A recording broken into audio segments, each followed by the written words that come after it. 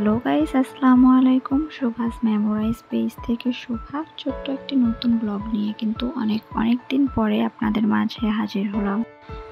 So এদিন কিন্তু আমাদের ঘুরতে যাওয়াটা একদমই আনফরচুনেট ছিল। বান্ধবী অনেকদিন পরে এসেছিল আমার বাসায় বেড়াতে, আর বারবারই বাসায় বসে বলতেছিল আমার ভালো লাগতেছে না, আর ভাইয়াকে বারবার ফোন দিয়ে বলতেছিল যে আমার বাসায় ভালো লাগতেছে না, আমাকে একটু কোথাও ঘুরতে নিয়ে যাও। সো ভাইয়াও নাছোড়বান্দা প্রিয়তমাকে ঘুরতে নিয়ে যাওয়ার জন্য নিজের ঘোরা সময়কে পরিবর্তন করে আমাদেরকে কিন্তু সময় দিয়েছিল সেই দিন।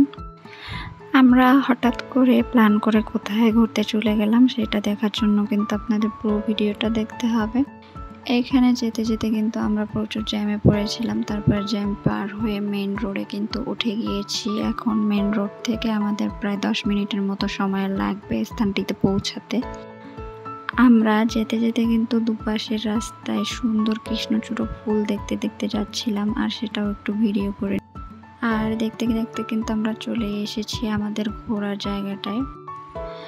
হুট করে প্ল্যান করে কোথায় চলে আসলাম, এই কিন্তু সেই জায়গা ক্যাফে গড়িয়া। এটা কিন্তু বরিশালের নতুন একটা পার্ক, যেটা কিনা বরিশালের মহাসড়কের পাশে করা হয়েছে। গড়িয়ার পাড়ের মধ্যে পড়েছে এই পার্কটা কিন্তু সিম্পলের মধ্যে খুব সুন্দর করে গুছিয়ে সাজিয়েছে। আর এখানে কিন্তু খুবই ক্রাউড ছিল, যেহেতু আজকে ফ্রাইডে বন্ধের দিন একটু ক্রাউড থাকবে, এটাই কিন্তু স্বাভাবিক। যাই হোক, আমরা অল্প সময়ের মধ্যে কিন্তু এখানে সুন্দরভাবে ঘুরলাম। আর ভাইয়া কিন্তু আমাদের মজার কিছু খাবারও খাওয়াইয়েছে, যেগুলোর আমি ক্লিপ নিতে পারিনি আসলে। এখানে বসে বসে কিন্তু আমি কোল্ড কফি খাচ্ছিলাম, সে সময় বান্ধবী একটু ক্লিপ নিয়ে নিল। এছাড়াও এখানে ছোট্ট ঘরের মধ্যে বসার জায়গা করেছে। আমরা কিন্তু এই পার্কটার এই জায়গাটায় বসাছিলাম।